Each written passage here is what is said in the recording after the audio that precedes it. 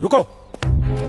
जूते के साथ तुम सिर्फ मिट्टी नहीं, बुरी शक्ति अंदर ला रहे हो। लोग इसे परंपरा समझते हैं, लेकिन असल में यह शुद्ध विज्ञान है।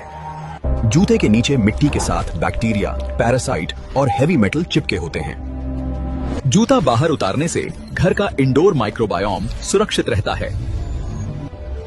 इसीलिए पूरी दुनिया में इसे पब्लिक हेल्थ हाइजीन प्रिंसिपल माना जाता है। हमारे पूर्वज ये बात बिना माइक्रोस्कोप के समझते थे। परंपरा नहीं बदली थी, हमने उसे समझना छोड़ दिया।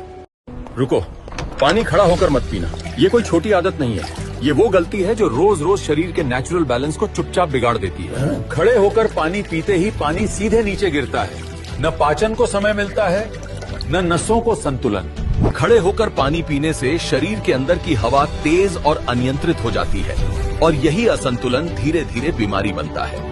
यही एक आदत घुटनों पर अतिरिक्त दबाव डालती है और किडनी को बिना जरूरत मेहनत करनी पड़ती है।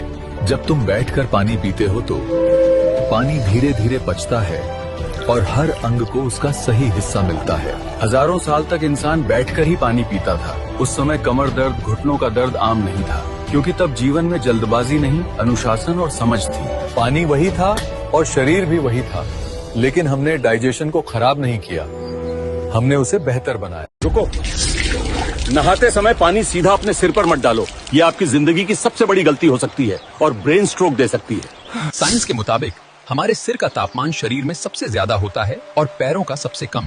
हमारा दिमाग गर्मी के प्रति बहुत सेंसिटिव होता है।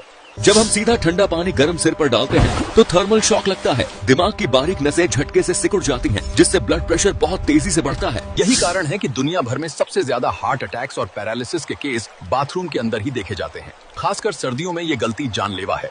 सही तरीका, पानी हमेशा पहले पैरों पर डालें, फिर घुटने और आखिर में सिर पर। बॉडी को तापमान एडजस्ट करने का मौका दें। सुरक्षित रहें। चाहे घर हो या गुरुकुल, क्या आपने कभी सोचा है कि हमारे यहाँ खाने के समय शोर मचाना क्यों मना था?